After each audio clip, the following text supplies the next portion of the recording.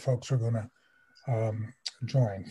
I'd like to first of all say good evening to everybody and welcome you all to the next listening session in an occasional series that we've been running since mid-May. The we in this conversation is the Longmont Early Childhood Community Coalition and the Early Childhood Council of Boulder County. This tonight's session is the first of a few that will be focused on the child care crisis and the its impact on employers and the workforce. And so as a consequence, we're trying to bring information about the early child care system and also be listening intently to how that system has been helping, working, functioning, not working, not functioning, et cetera, in several major companies across our county first, and in the city of Longmont. My name is Bob Polite, like I said, and I'll be the host for this evening. I'm also a member of the Community Coalition, but also a board member of the ECCBC. Next Monday night, we will have a similar sort of conversation, but the employers we will be focusing on in that session are public employers, school districts, the county and the cities that reside in Boulder County. This listening session is recorded, will be recorded and is recorded. It will be summarized and will be the first one we've simultaneously translated into Spanish. And that's something that we've all been working on.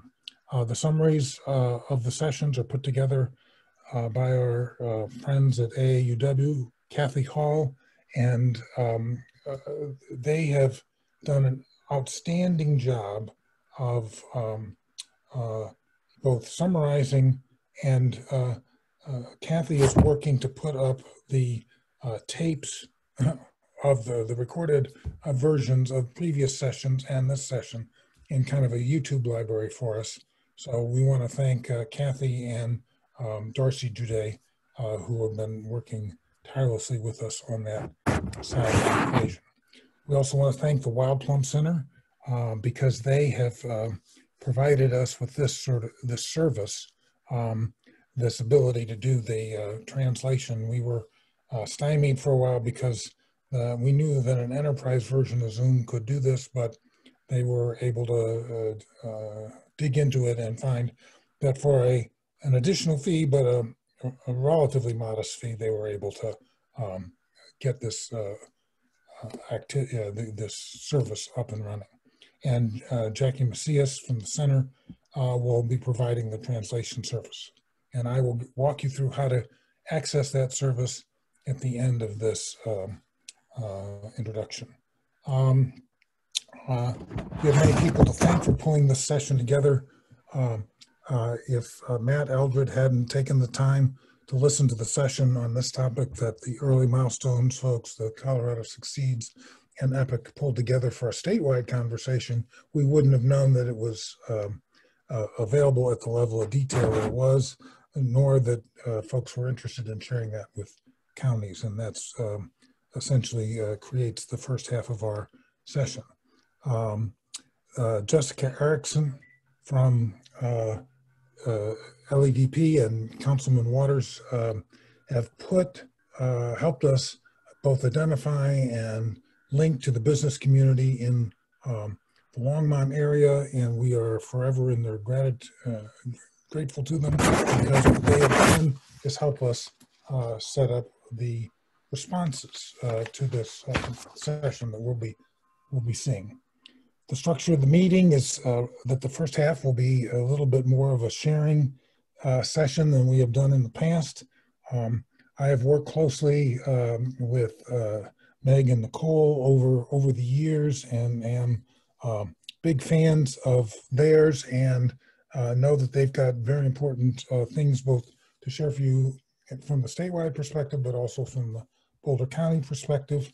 I have only met Lance more recently, but I know his conversation with Adib Khan from the Delta Dental Foundation will also be quite interesting. So we are going to rotate through that in the first half hour or so of the meeting.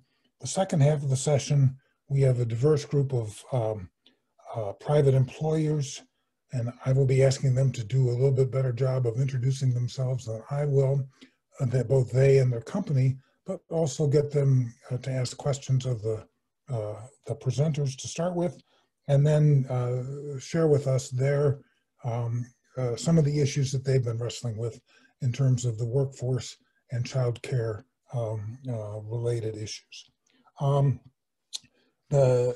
Now I'm going to give you the 2-sentence or 5-sentence lesson on the translation services. At the bottom of your screen, where you see participants, chat, share screen, record, reactions, there is a little globe. And the last one, under that globe, it says interpretation. And if you were to click on that globe, you should probably be in the off position at the moment. But if you want to hear Jackie's translation of our discussions this evening, please click on Spanish language there, and you will hear her sort of at 80% of the volume, and at about 20% of the volume, the background will be playing in the English language side of the equation. I would say to all of our speakers, if you can possibly control the speed with which you deliver the words, be as deliberate as possible, because that will allow Jackie to make the best translation possible to those who are tuning into the Spanish side. So with that, unless there are any questions, I would ask everybody to mute their microphones, except for Meg, because Meg, you're going to be going first, and then we'll rotate to Lance and to Adib, and then finally to Nicole for the first half. So Meg, if you're ready, please take it away. Great, thank you so much. I'm Meg Franco, and I am I'm the Director of Research and Policy for Early Milestones Colorado. We're a nonprofit that is nonpartisan and puts together information, data, and pilots ideas that create innovations in early childhood in Colorado. And since the start of the pandemic, it became really clear to us immediately that we were in a situation that was going to impact early childhood providers and families like something we'd never seen before. So we decided to initiate a childcare collaborative, a childcare research collaborative, I should say, to look at the impact of the pandemic on providers, families,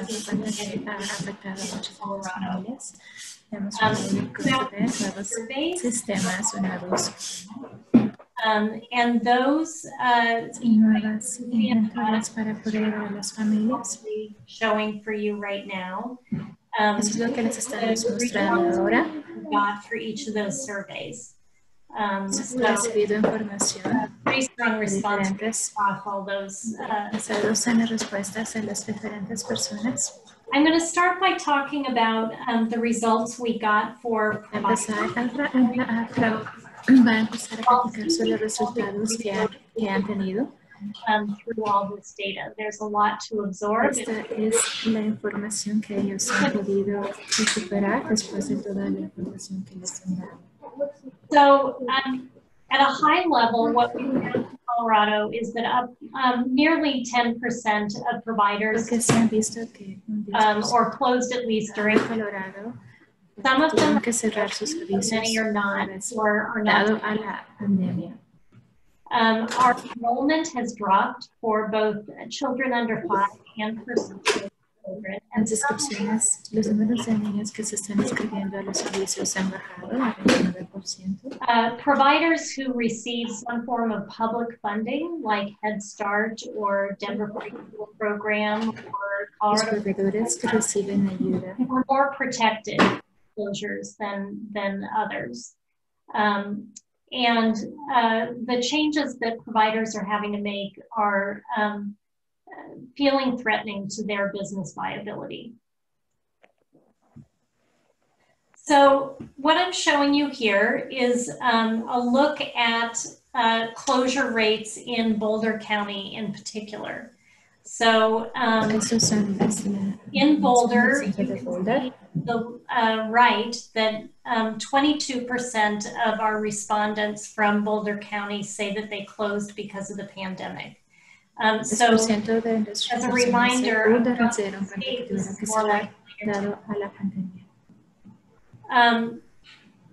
statewide, when we asked people whether they were reopening, about 26% said they were either closed permanently, 6%, or may not reopen, and the others were waiting really to see.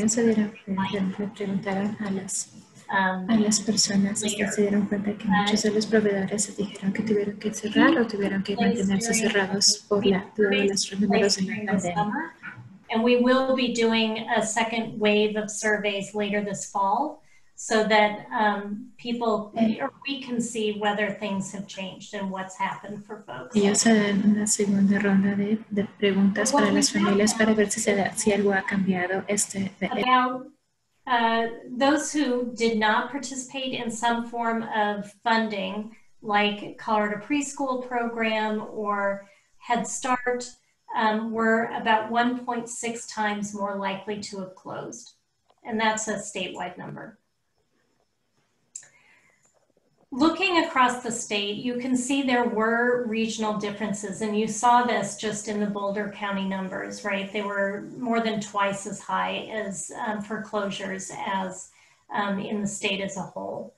And you can see that the differences are really varied across the state.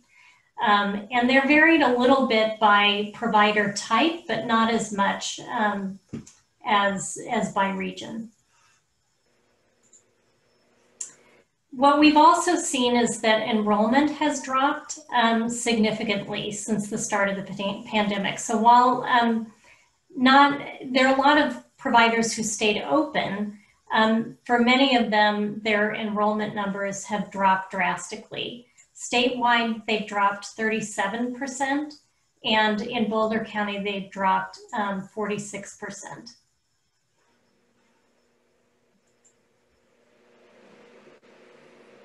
When we asked folks what was driving their decisions about reopening, we got responses, and these were from everybody, whether they had stayed closed or whether they reopened or whether they never closed, but what was influencing their decisions to remain open or to reopen.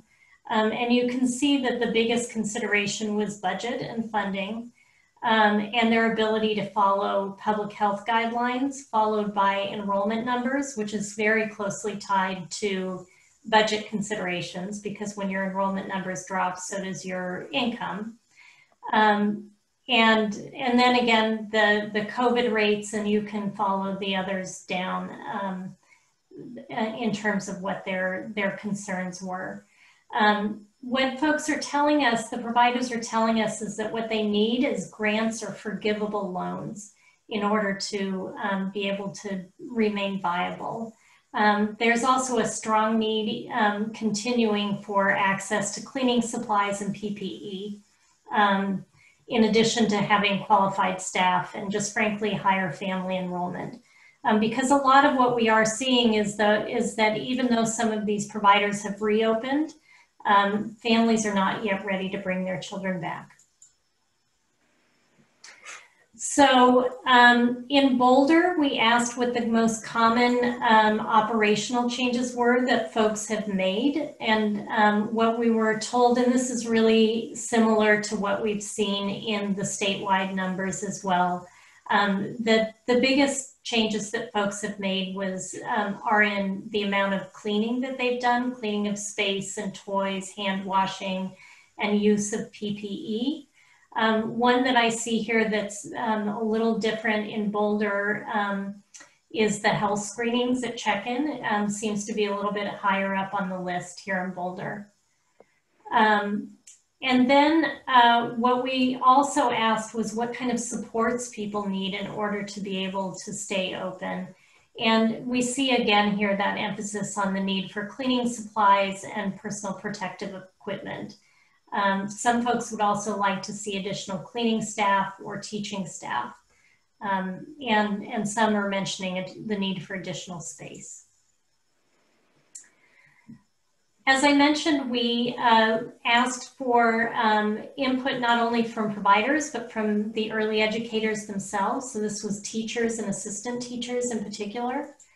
And we found that this is statewide again, nearly 23% of early educators have been furloughed or laid off. And there were differences based on the credential level of the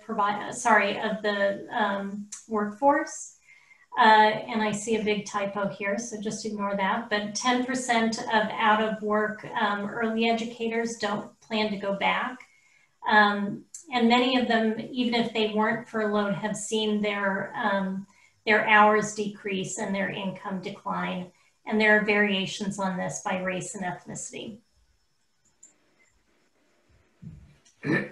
So as I mentioned, statewide, the furlough rate was about 23%.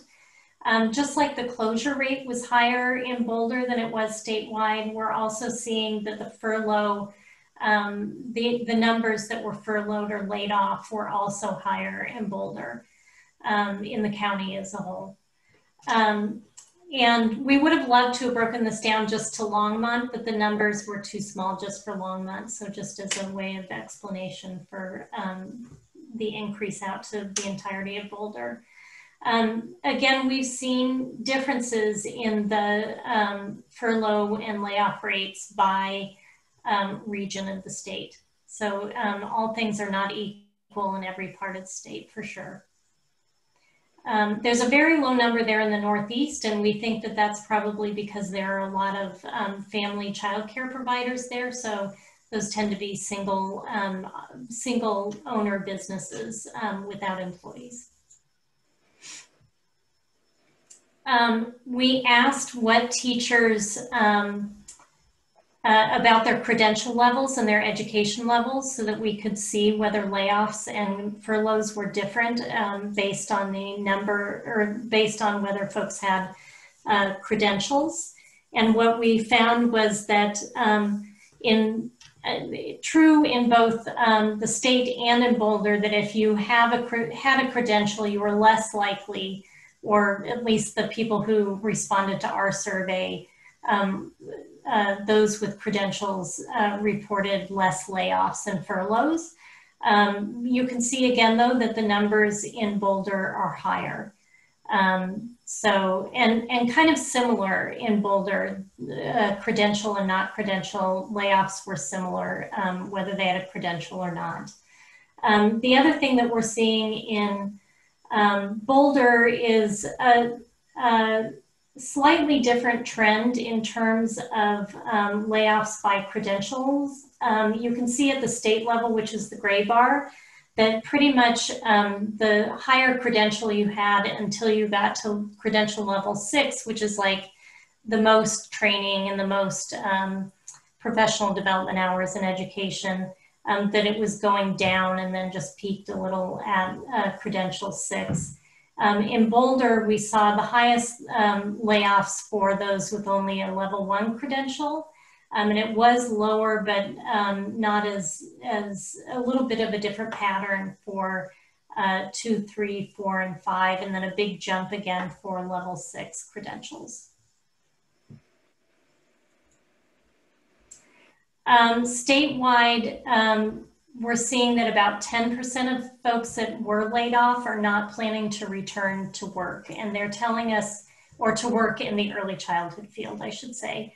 And the reasons behind this, the biggest reason is health and safety concerns. Some people have reported taking jobs outside the sector. Others have said that their programs are still closed. But for some, it's also that they are finding that they can't take care of their own children and return to this kind of job. And for a smaller percent, 5% are saying that they have decided to retire. We asked the early childhood educators whether they, what kind of help they needed in terms of teaching remotely, which many of them did in March when they had to shut down. And some are still doing, although not as many as in like the K-12 sector, some are still doing a little bit of that now. You can see that both for themselves and for their families, for themselves is the dark blue and their families is more of that light blue, that they felt like they needed additional access to technology and to training on how to use certain platforms. And for their families in particular, a need to get their families internet service. So the needs that they were seeing for families was higher than for themselves in general.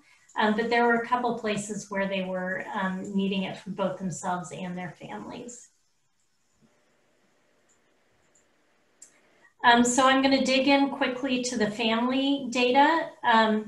What we're seeing here is that a large number, 2/3 of families have had to alter childcare arrangements due to the pandemic. And as of this summer, as of into late August and early September, about 1/3 of families did not have the care that they needed. And well over half had not finalized plans for childcare once the school year was going to start. And this varied by the age of the child and by the family's race and ethnicity. We did find that most parents are caring for children themselves or having children in arrangements that would not be their preferred arrangements on a normal basis. And we'll get into a little bit more about what families really are looking for. We got a good response from families and over 11,000, but what we're finding is that families are, our families in our sample is similar to the statewide, probably a little bit less white. In general, some of our families, the overrepresentation that I see in here in terms of income is in the $60,000 to $100,000 range and a little low in the kind of middle range of 45 to 60. So later, we haven't done it yet, but we will probably weight the data, and so some of these numbers will change, so it will be a little more representative. But a good response across demographics. In Boulder, we're finding that about 61% of families are saying that they have the care that they need for their children, as compared to 67% for statewide, which, you know, flipping that means that about 39% of families in Boulder County do not have the care that they need for their children. So that's a lot. That's a lot of people left without the care they need. Yeah. Meg, we need to kind of, you know, okay, move it on. Thank you. Yep. Almost done here. So I'll just tell you that families don't have the care that they prefer. They're, in general, they're in more informal care than they would like, parents, FFN, or nannies, where they would prefer to have their kids in more formal licensed care settings. And I'll just jump to this one to show you that what folks are saying they really want is children in smaller groups. Almost 77% want their kids in groups of 10 or less. They would prefer to see their kids in situations where PPE and other social distancing is being followed. And they're kind of split in Boulder, and we see something a little different statewide, but they're kind of split on whether they want their kids going all day or on more of a remote kind of schedule. So I will stop there. That's apologies for going over my time, and look forward to hearing the conversation. Yeah, no, Meg, it was incredibly fascinating, and you know, we could have done another 45 minutes just on this, but let's get the questions going, and you'll be in position to sort of share. Are you in position to share some of this slideshow with the group? Absolutely, I can send this to whoever, to the folks that I was communicating with to. Yes, and we'll share it with the group, which is great. All right, well then, Lance and Adib, let us turn the conversation over to you. Lance is with Colorado Succeeds, and we, the number of very thoughtful business leaders that work with both that organization, EPIC, and EPIC, we really are appreciative of their interest. And Lance, you're going to share some of the insights that Adib could have from us, both as a funder and as a consumer of folks that have children in childcare. Thanks, Bob. I'm Lance Hosstetter. I work with Colorado Succeeds. We're a coalition of 100 business leaders from across Colorado, and we're invested in education. And y'all are about to hear my dog, and I'm going to apologize for that because you're going to see me get up and move, get him a treat. We're joined here this evening by Adib Khan, who is a member of ours. Adib is the executive director of Delta Dental, the foundation of Delta Dental, let me get that correctly. And Adib also is a new member of the ECLC and is really a leader in early childhood education. And tonight we're here just to hear a little bit about Adib's perspective in ECE and his leadership there. Adib, thanks again for joining us this evening and for having this conversation with me. And my first question to you is, as a leader on the ECLC, what do you see as the primary way business could maximize its impact on early childhood education and care? Yeah, thanks, Lance, and thanks everybody for having me here. It's really great to be talking about this subject, and it's never been more important, I think, than right now. I think predominantly because we are seeing the effects of our childcare system fracturing, and we saw a lot of that data from Meg. In terms of what the business sector can do, and I think this is fundamental for the business sector, is really kind of understanding fundamentally how childcare affects economics within our state. And I think there's probably a lack of that understanding. I think there's just generally a mentality around, our state and probably around the country that, if you're a parent, you have kids, that's kind of your responsibility and you need to take that on. But the reality is that the infrastructure of childcare is so fundamental to a working economy. We talked a lot about the kind of the childcare systems that are not operating anymore and what the effect that has. And it's tremendous. And I think if you look at the data in terms of the loss of revenue because of people who've had to leave their jobs in order to be able to take care of their kids and what that's causing in terms of the stress of the economics. And then the other side of it is that we're investing in 20 years down the line for our economy. These are our future taxpayers. These are our future dependents from government programs. And so if we are not doing a good job with our kind of early child care investments and infrastructure, it's going to hurt in the long run. And there is no single greater long-term investment we can be making, and that's fundamentally been proven, than early childhood education. So I think if you were to say to the business community, are you for investing in the best long-term economic solution for our economy on a large scale, I think everyone would agree that that is the case. But when you speak to specifically early child care, I don't know if everyone kind of fundamentally makes that connection. So I think it's really about looking at the data, looking at the research, and educating our workforce about it, because it's one of those things where we don't always understand the long-term effects, And I think right now there's an opportunity because people are really feeling the immediate effects of not having a strong infrastructure in place. What are some of the best practices that you're seeing or that you guys are employing at Delta Dental that really help employees have access to high quality ECE? Yeah, and I mean, it's been a challenge for us. You know, I don't know what other companies have been dealing with, but I'm sure everybody has felt this in some way or another. Just, we have about 200 employees. We're not a big employer by any means, but we definitely have to take into account the struggles that our team members are facing, trying to be working from home, adapting to that in and of itself, and then also being there for their kids.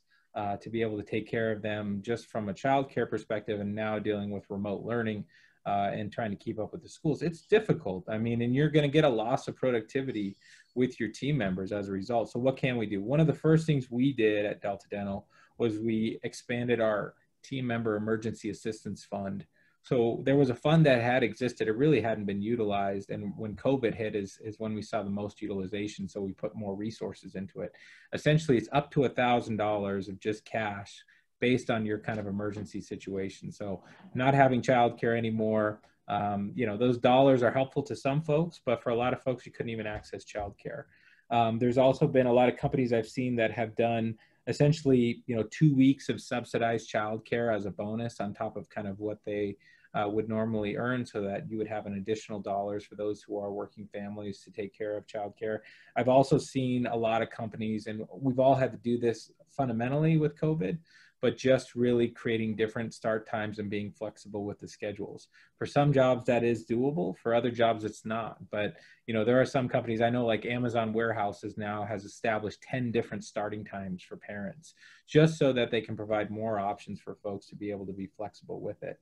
But you know, I think the reality is that there is only so much we can do. We couldn't necessarily open up a childcare center in our own kind of office space. It wouldn't be feasible for us to do that. However, can we rally the business community and be part of the conversation to try and get more businesses to understand and promote the effectiveness of larger scale investments into early childcare structure and systems? Absolutely. And so that's kind of been the biggest effort that we've been trying to make from a long-term perspective. On that last part, Adib, you're kind of framing what you're doing in the advocacy means toward ECE. Can you unpack that just a little bit and talk a little bit more about what you're doing or what Delta Dental is doing and what it might look like for other businesses to advocate in the same ways? Yeah, no, I mean, first of all, I'll mention the role that organizations like Colorado Succeeds play. You know, Colorado Succeeds is very honed in on being an advocate around education representing the business community. So, you know, how can we support Colorado Succeeds in the efforts that they have? Organizations like EPIC, organizations around our community that are really trying to bring that collective voice of the business case for early childhood. That's fundamental as a business. We need to step up and not only invest into these organizations, but we also need to speak out and become educated ourselves on the issues. And to me, there's no more important issue than this early child care component. You know, this entire situation has affected our women a lot more, who have left the workforce 3 times the rate of our men. And when you talk about 2/3 of working families that have 2 working parents, both parents are working, and you take out, you know, 3 times more likely the women are going to have to take the brunt of childcare on top of that. And, you know, I think you look at certain industries, I know retail is represented at a higher rate with women employees, and they've suffered a lot. Similar percentages that we're seeing with the early childcare centers, something like, you know, 15 to 20% of people who just aren't able to get back into the workforce. You know, this is a fundamental problem. I mean, there's no way around it. And so what we can do is, one, we need to think critically about what we can do fundamentally in terms of being a more flexible work environment for our parents and our working families, and to create those kinds of opportunities and not just have a mentality that, you know, they're going to have to figure it out, but we need to collectively drive some solutions.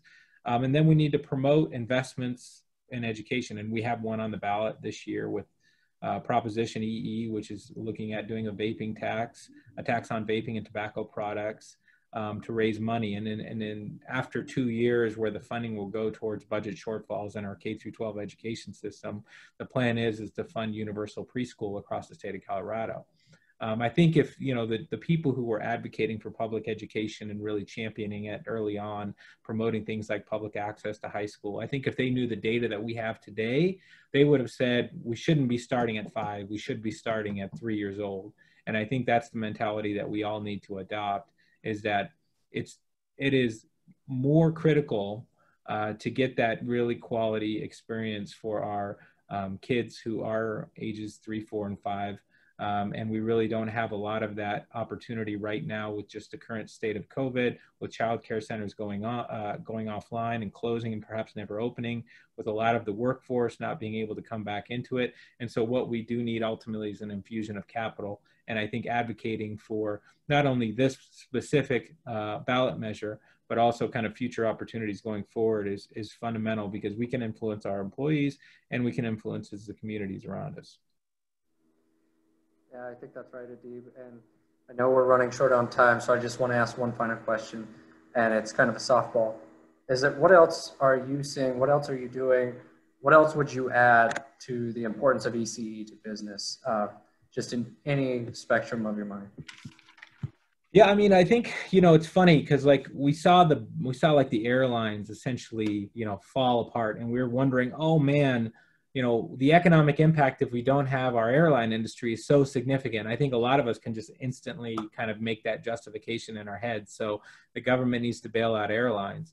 But I think if we looked fundamentally at the economics of the issue, it's way more important for us to be bailing out the early child care centers than it is necessarily the airlines, and not because of for the kids, but really for businesses.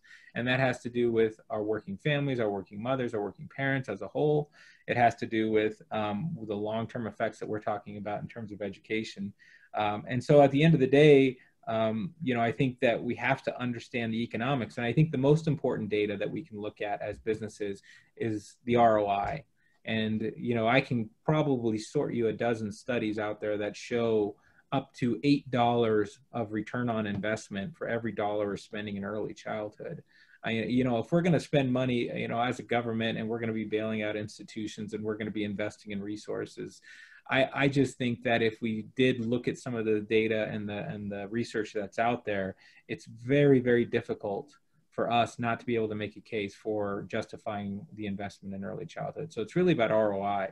And I think businesses, if there's one factor you look at, it's saying, you know, when our kids, 90% of their brain development is happening in those very early years, you know, if we are providing the right kind of education, the right kind of social emotional development, the right kind of participation. You know, I've got 3 little kids. I got a 6-year-old, a 4-year-old, and an 18-month-old. My wife is an early child care social worker. She works in a preschool setting. We are in a situation where it's kind of you know, it's a give or take. She's had to take leave from her job in order to be able to be with our kids. We're fortunate enough that we can be able to do that for a period of time. But now the school district that she works for is out one mental health worker in the early childhood setting. And she really, really struggled with that for a long period of time. And ultimately we had to make a decision and live with it. It's tough right now, but again, I think rooting ourselves in the data and us being champions for it is so fundamentally important, because people in Colorado care about what the business community says. And so we need to be leaders and use our voice in a positive way to create the kind of change that's really just going to have nothing but positive long-term outcomes. Thanks, Steve. And as we wrap it up, just want to reiterate, I think from a business point of view, we see ECE is essential to the operation of business and to the operation and growth of the economy and recovery of the economy following COVID-19. Really appreciate your insights here tonight. And Bob and all of you who are hosting tonight, thanks again for having both me, and I hope I can say for Adib as well. Thank you. Yes. Thanks so much, because you both have sort of set up the what can you do inside your companies and what do we need to do broadly, which Nicole is going to at least kind of help set us up for the last kind of few minutes of this section. Then we'll rotate to our responders. So Nicole? Great, thanks so much. And I will share my screen if you're interested. Yes. Awesome, thank you. Well, I'm Nicole Rayl. I'm President and CEO of EPIC, Executives Partnering to Invest in Children.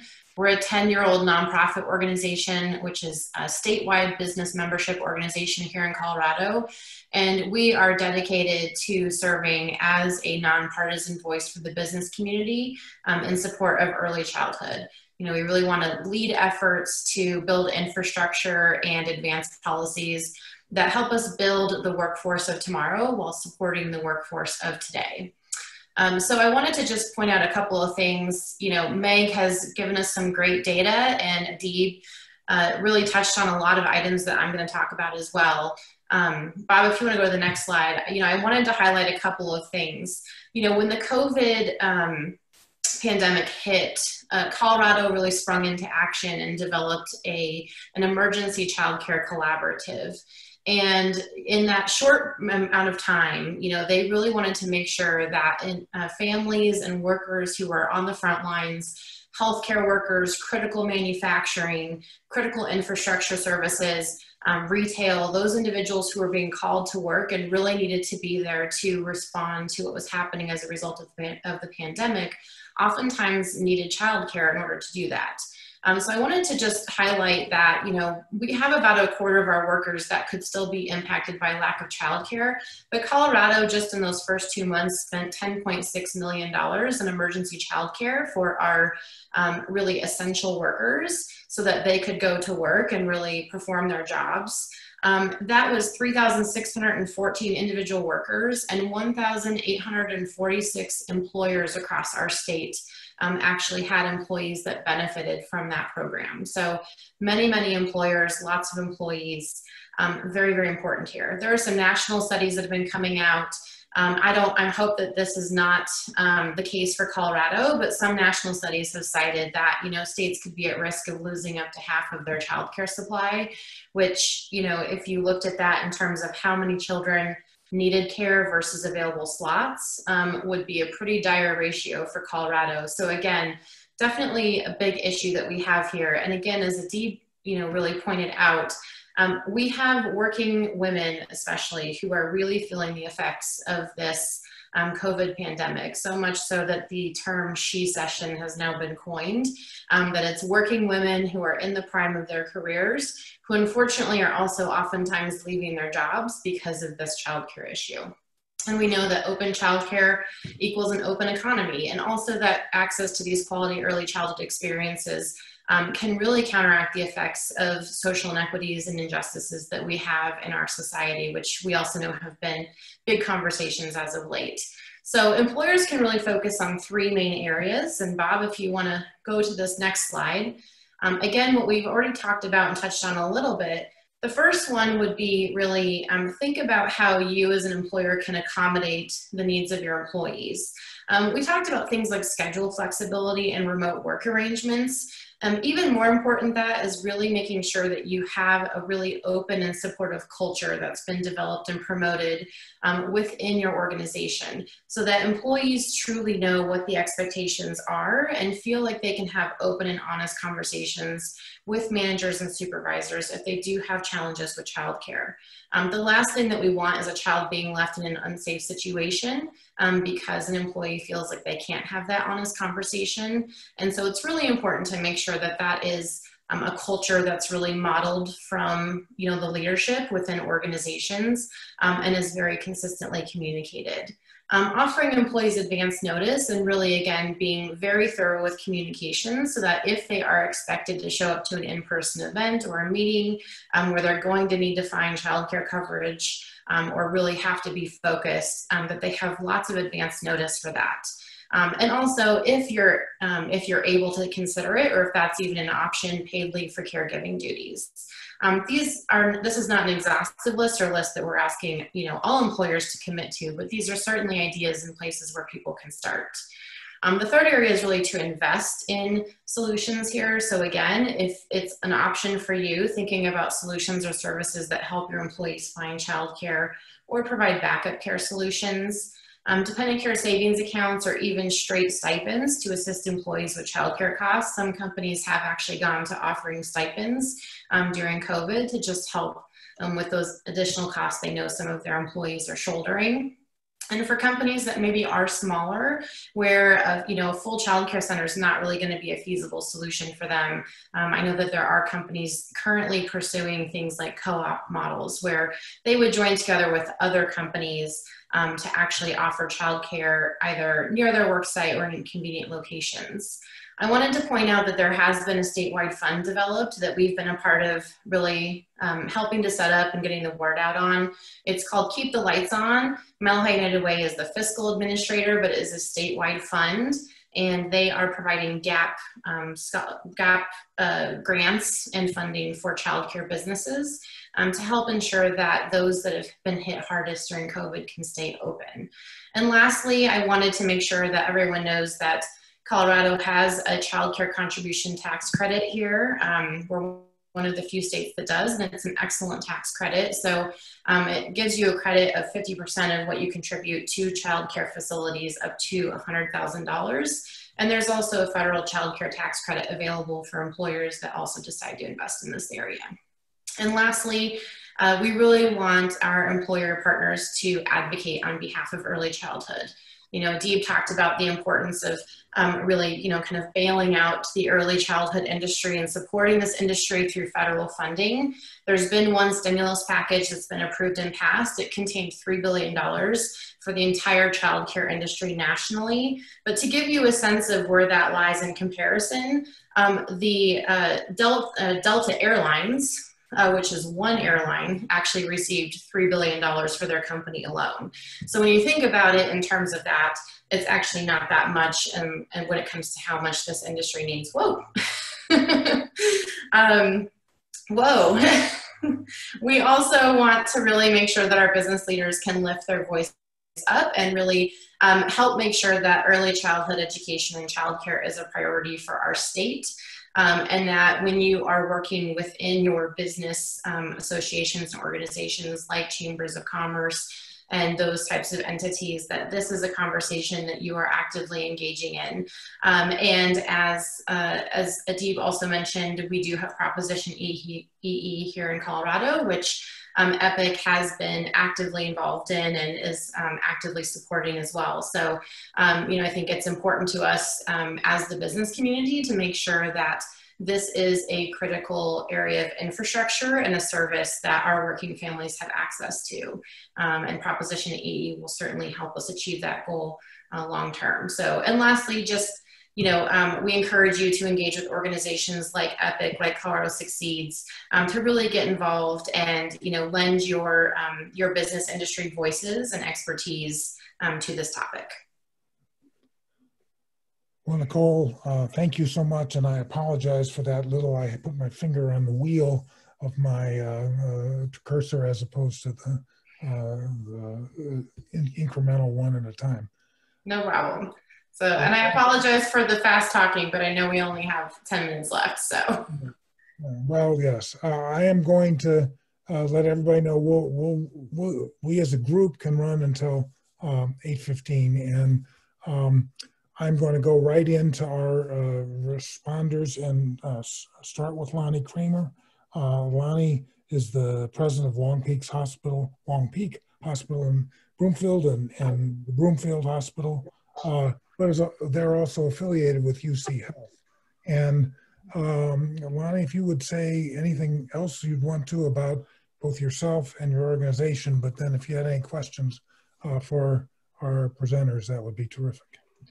Bob, first of all, thanks for inviting me tonight. It's really been a very fascinating, interesting information. I'd love to get that information to help drive change within our own organization. So I think, you know, to Deeb's and Lance's presentation, it's really affecting the female workforce, as we mentioned before, and 80% of the workers in healthcare are female.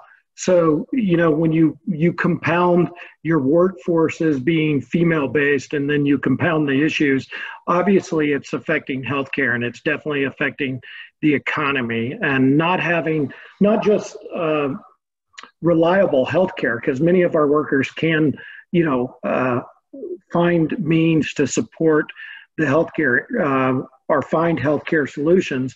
The struggle is the inconsistency in the healthcare solution. So we have tremendous amounts of call-offs or last-minute call-offs due to a child having a symptom or someone in the child care itself or educator has come down positive.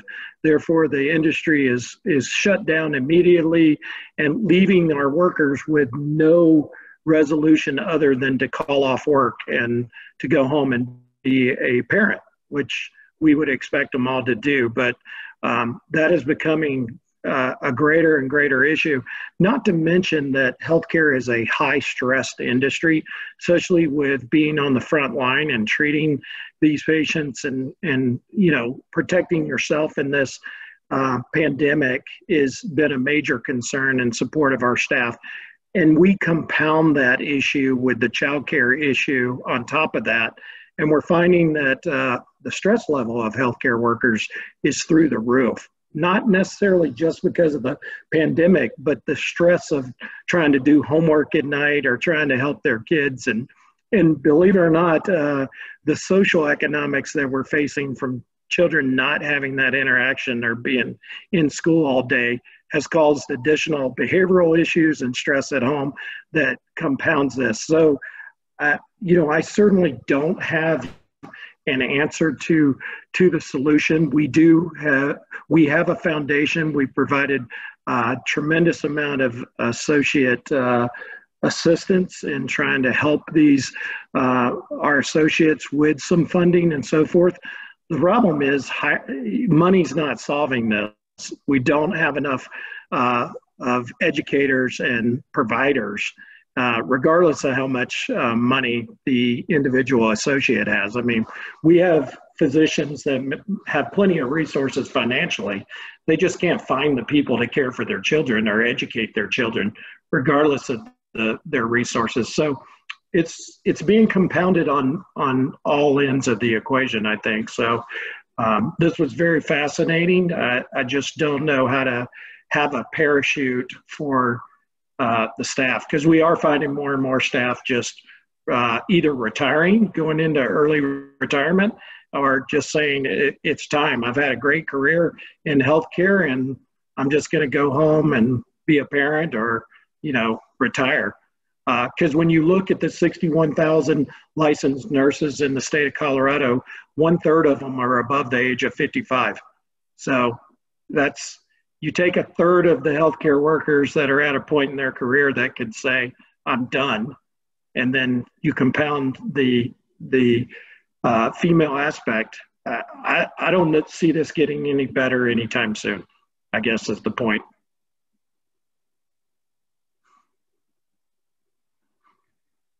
Thank you. That's terrific. I think if we could turn to Sally, would you be ready to go next? I think Sally Dyer is with Novartis Therapy, and we thank you for all the work you do about trying to figure out all these things that are going on in our bodies, which was quite exciting. But tell us a little bit about you and your company, and then a little bit about what questions or what thoughts came to your mind as you heard the presentations today. Yeah, thank you very much. I appreciate being here, and a lot what Lonnie was talking about.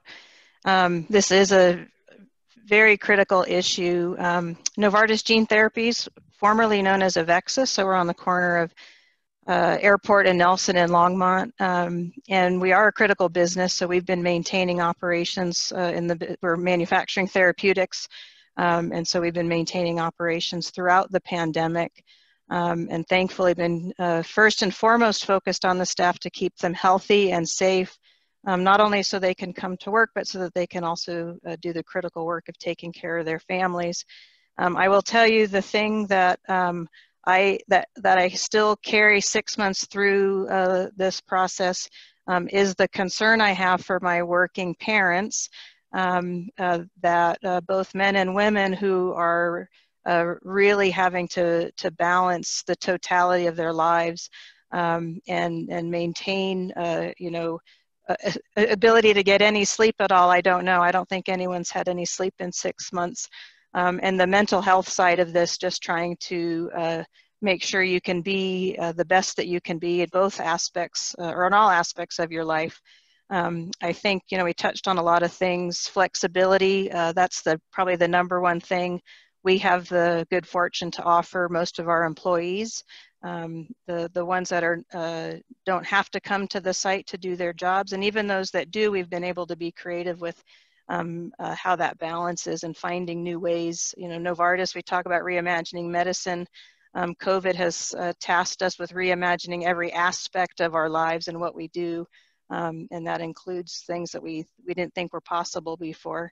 But one thing that occurred to me through this, a couple of things, because the data is great. So Meg, the data around families who say they have the child care that they need, but it's not what they want. I bet that's most families saying, well, I'm providing the child care now, so I'm covered, but it's not my preferred method of child care. I think a lot of people are also having to rethink what that child care can be. They can't rely on their parents or family members because those folks might be at risk. And so they're having to rethink how child care can be provided. I think, one thing that I would like to hear about or be able to get some access to are the resources that are available. Because you also presented, Meg, the data that this is so dynamic with what's available for parents. I think that's something that we could help our employees with, is having access to what is available. How can people get access to childcare that perhaps they haven't considered because they're they don't have time to even evaluate or research what might be available or what's becoming available. Similar to how restaurants are remigrating back to their business, how do we see that in childcare? Are centers partially open? Are there teachers in childcare centers that might be available to come to do in-home care? So I guess I may be asking what do we have, or what have we seen in the childcare sector that's kind of reinventing or rethinking how that care can be provided, and then we can help make that available to the employee base. Well, thanks, Sally. Yeah, it is, from the provider perspective, when we took a look and listened to those folks, they were definitely responding to the health department guidelines. So there was a lot of, what can we do? What can we open? When can we open? How can we space? Who can wear what? So, that dynamic was stressful to them. And obviously, just as you were describing, that just dramatically lowers the number of slots they can afford or can offer at a given time. I don't want to take up much time, but I do want to get to Beth Smith on the Sticker Giant side. Thank you so much. Yeah, so we've had a kind of a hospital look of maybe a biochemistry or bioengineering side, research side. Tell us a little bit about what happens at the retail side in this conversation. Yeah, so thanks so much for inviting us to the conversation. Sticker Giant is a manufacturing company and e-commerce based. So from the very beginning, we are an essential business. We provide custom promotional stickers and product labels, which in many cases have been fundamental to keep medical and many supplies available throughout the pandemic. So Lonnie, as you were talking, oh my goodness, I think about, the vast difference between what I might deal with on a day-to-day basis and have been, through this time, and then what our healthcare provider systems have been dealing with. My daughter is she works at UC Health Anschutz in Denver, so I have a little bit of a view in from a kid. I call her a kid. She's 30 years old, but my heart just goes out to all of our healthcare providers that are trying to navigate the care of community members that actually have COVID or don't, and still trying to figure out how to provide safe care. At Sticker Giant, we place a big emphasis on our people first, and certainly we have made significant choices that we refer to each other as giants that have put our giants first. So we will sacrifice being on time for delivery of our goods and keeping promises to our customers even to ensure that we've taken good care of our folks. And childcare certainly has been a challenge for us. I do want to say that I've seen a lot of our dads in our Sticker Giant community really come to the fore in a super amazing way. And I know there's a female impact here, but I also know that, man, it was time, and a lot of dads really did step up, especially our Sticker Giant dads. I don't really have a whole lot to add or big questions. I think, we've done a few things right at Sticker Giant. We really value open dialogue. When schools were going to go back into session, and then when we found out most schools weren't, we literally went out and talked to every parent at Sticker Giant and asked them what their situation was. And we've been really quite fortunate that most of our Giants have been able to figure out childcare, but I can tell you it's imperfect care. And often we'll see kids on video calls for our staff that work via video, but it's also been quite difficult in manufacturing for our folks that have had to call out or miss time for ill children or just, a variety of things they wouldn't have otherwise had to handle. We do cover that time from a pay standpoint. So we've done a couple things right, but like I said, I feel like we're still in survival mode, and this thing has a long tail. So, my big question is, what do we do to help our parents? Because, the subject tonight is a big one around childcare, and it's going to be an ongoing one, but it is epidemic proportions of mental health and, really what we can do. That's sort of what I keep asking myself. So I'll just pass my question on to you so you can help me carry it. What do we do for our parents today, this week and this month and the months ahead to let them know that, whatever we can, we'll do to support them so they can support their kids? Yeah, I'm going to ask Meg or Nicole or Lance to maybe respond. And Lonnie, you had your hand up. But before I get a response, Beth, could you give us a profile of your, kind of numbers and things in your company so that we... Yeah, your statistics. Yeah, we employ just over 100 people. Most are on payroll. Less than 10% are contract folks. And we are in 2 facilities across the street in Longmont behind the old sugar mill, if you know, on Weaver Park Road. And we're celebrating 20 years in business this month. So we are that company. John Fisher founded it 20 years ago in his basement. And you have like the biggest sticker ball in the world, right? Like my 6-year-old daughter told me that. Yes. When the pandemic's over, please come visit. We do have a Guinness World Book of Records largest sticker ball in the world. Very good.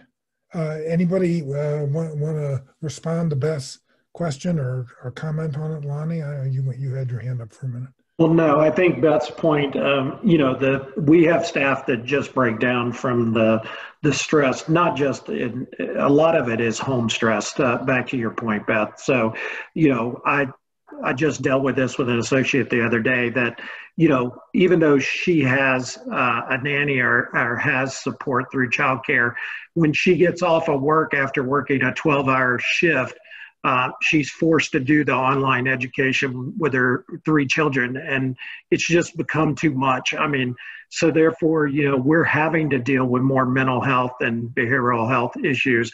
We have integrated behavioral health in the Longmont Clinic now so that we can hopefully eliminate the stigma, Bob, from, going into a clinic to deal with behavioral health. You can go in and see your primary care doc and just kind of get that consult on the side and hopefully eliminate that stigma, because a lot of this is just overwhelmed stress that we're seeing.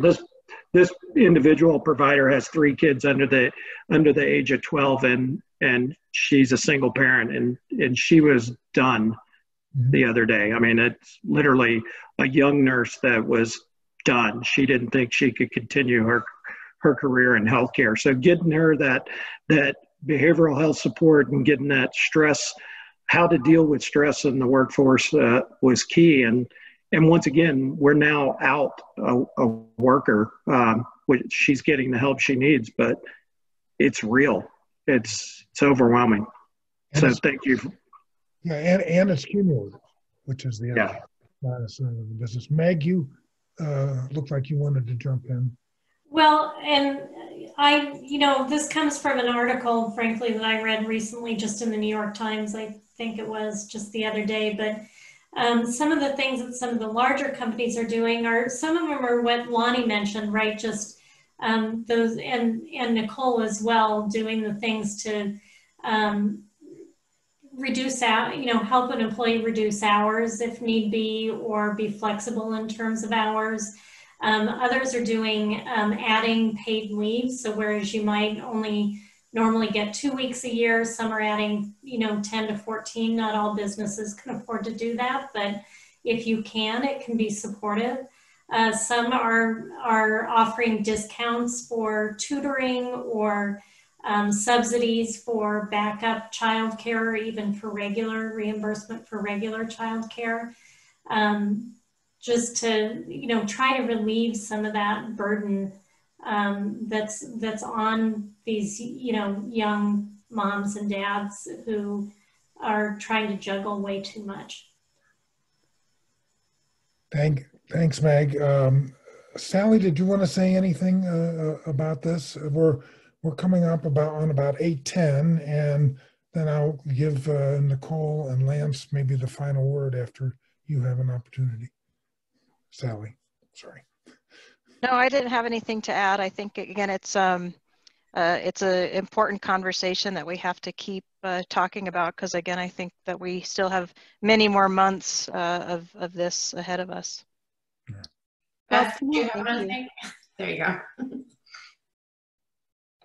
Can I just say one more thing that I feel is really important? I think, from a diversity standpoint, I think our Latinx community in Longmont, the Boulder County area, really do think about, and I'm just from my employees and people that I know, they really do think about childcare differently than white people do. And I think it's extremely important to add that into the conversation, that whatever we do around childcare support is not a one-size-fits-all kind of thing. Yeah, this is Nicole. I was going to say too, I put some information into the chat box, but, a lot of families really do prefer and think about, informal caregiving arrangements, right, with family members, neighbors, things like that. And I think for many families, that's a preference right now, even more so than it usually is. And so, the Governor Polis recently issued an executive order which provided some additional flexibility around how families can create these learning pods, or essentially smaller groups of children that are being cared for together. Typically in the state of Colorado, once you exceed that 4-child number, then you would need to be licensed. And of course, we know that's a pretty significant undertaking. But there are now some different changes with that, especially with regards to school-age children. And there's a great document as well that was released by the state that just provides some nice guidance to parents who might want some information on, how do I make sure that we're setting this up so that they can, be healthy, safe, they can learn together. What do I need to, provide to my caregiver to make sure they're supported in these ideas? So, I think we are seeing some, responses to these individual needs of families that tend to be much different than what a lot of our systems look like right now when it comes to childcare and learning. And I know that the state state's also trying to be really responsive for situations where we do have, you know, either some community partners or even, you know, employers who want to set up on-site, you know, virtual learning options for employees, that they're really trying to get to those as fast as possible. So.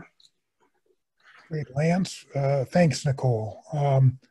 Lance, would you give us a little bit of a benediction, and I have a comment on something that Bernice had posted a while back.